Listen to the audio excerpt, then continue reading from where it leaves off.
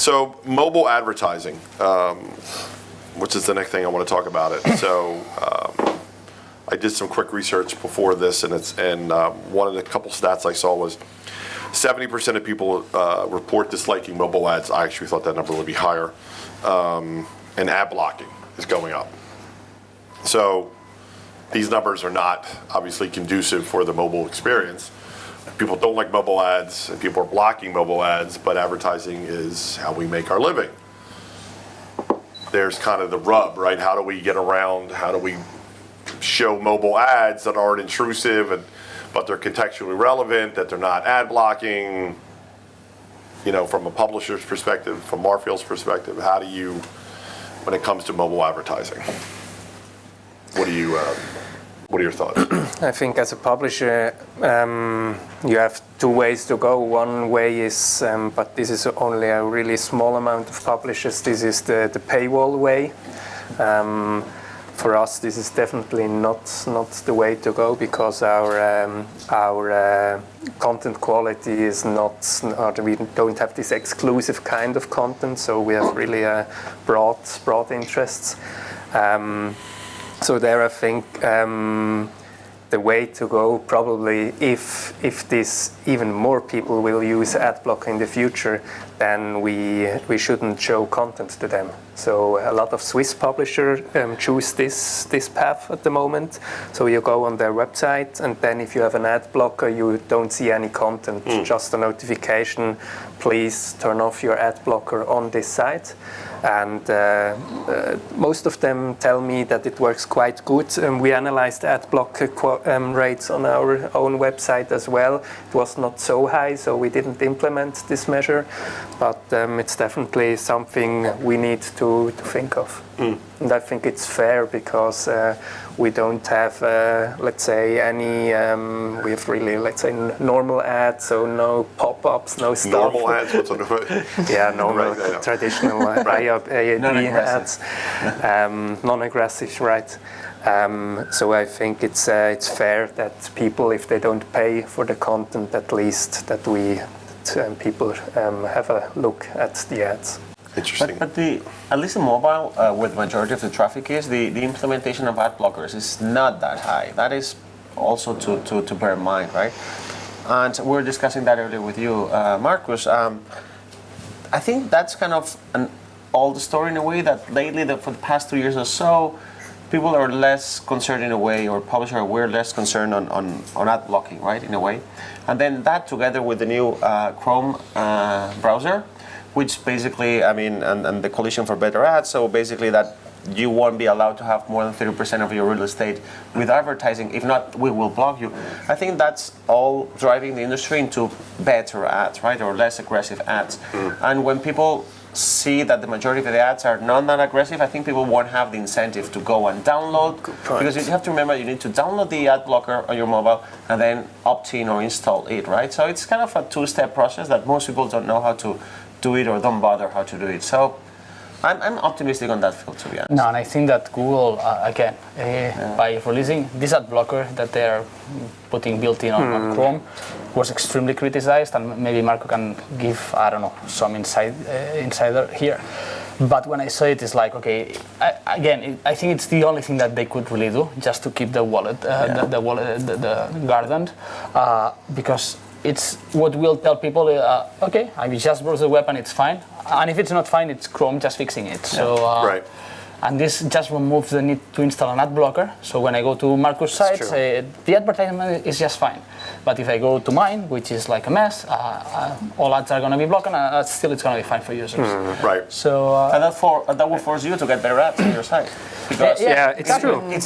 Or better ads or zero ads. So the thing though is that let's be careful, because like I'm sorry, Marco, but we have Google here that is judge and I don't know how to say that expression in English.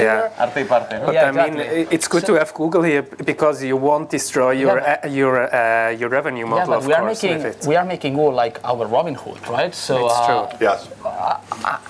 And it's a shame that there are no the boss and Robin Hood is the same person. Because I don't know if sometimes Google goes crazy the same way that they are now doing things that benefit everyone. Maybe they start doing the opposite. And it feels strange, It's because strange. it's strange. All right, Marco.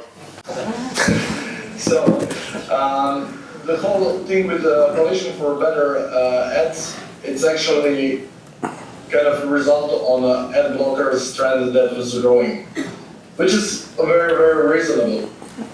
Again, if we look this from the perspective of what we need to deliver for a user, and now put yourselves in those user shoes. If you're on, let's say, on a mobile site, and you're reading, I don't know, something about the new car because you're interested to buy one, and then all of a sudden you're flipped 3 times, there's music playing, a lot of different things that destroy your attention from why you initially came here. It's a bad user experience. So with a bad user experience caused by bad ad formats, of course, we need to do something. So coalition for better ads, it's not a Google product, as it says, it's a coalition. So want to participate to creating a healthier ecosystem, they can. And that's the point when we are then coming with Chrome filtering. First of all, better ad standards, all the default Google ads were by default part of coalition for better ads.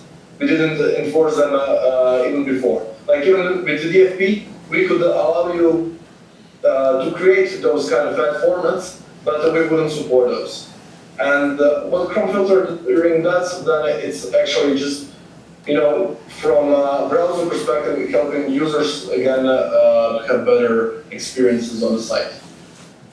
Okay. Sorry. Maybe if I may ask a question. No, we have no time. Okay. What I was wondering all the time, if you have Google, if you have a publisher and they not follow the rules of Google Ad Exchange, then you have this measure to warn them, and of course at a later stage to even block them. Yeah. Was this initiative with Chrome ad blocker something out of the Google Chrome product, or was this driven by ad exchange questions? Because I mean, you already had this instrument to kind of set the rules for publisher before. Because Xavier, I think you're right. I know the answer. I'm not sure if so. The answer to this comes internally. The initiative at Google is born from the ads unit. It's not from the Chrome unit. Okay. So I guess it was more like, and I'm just thinking that's my opinion, but I guess that they saw a threat on the revenues, and it's like it's better to just have users happy, and in the long run it makes more sense. But it was not a Chrome initiative. Okay. Marco? Well, as I said, we were always a company that is user-centric. So it doesn't matter the revenue, because wherever is user, revenue will come. So we need to keep the user happy, because user is the one who will make the page use. He's the one to whom those ad impressions will happen and revenue will come. So if you lose the user, overall, we're gonna lose the revenue in that case. Yeah. So as a company that has such a vast range of products, we're always looking at how we can work with each other. So Chrome filtering was, cooperation with the Chrome team who helped us out to filter out the bad formats of the ads. And so what we have with the ad exchange guidelines and our policies, it was initially made, to protect the user and for them to have a good user experience. And this is just a way how we can enforce it. There is another thing that I think that this reinforcement is just the beginning of a set of rules that they will be putting in place. And I'm going to explain the... So when we talk about advertisement, we think that the only bad thing that can happen is a visual aggressivity or a user experience like a pop-up just getting in the process. But there are many more things that can happen, like an ad that weighs 10 megabytes and that consumes all your data plan, or that makes everything slow. That is something that DFP can do things about it. Google has been working on something called AMP for ads, that basically is the same thing as AMP but for ads, and that's good. But I don't know, at Mobile World Congress just a couple of days ago, a guy approached Juan and it's like, hey, I'm going to pay you 60 CPM on all your ads, no matter how much. And I was like, what's the trick? And the only thing that you have to do is execute this JavaScript that it's going to be mining. Yeah, so basically it was using your computer phone power to mine Bitcoin cryptocurrencies on their behalf. Right? This means that your Wow. battery is going to drain, and visually speaking, that is fantastic. Actually, it's super nice because it's 1 pixel, you don't even Sure. see it, right? So things like this, and I had a meeting like 2 weeks ago with people at Google just about this topic. It's like, okay, guys, what can we do? And the only thing is restrict the subset of JavaScript available to developers to prevent crazy things like this. And I think that we can go and think much more about these kind of things, and it's insane, right? So I think that we can expect much more initiatives by Chrome, and I guess that Safari will come after because it's something that makes sense.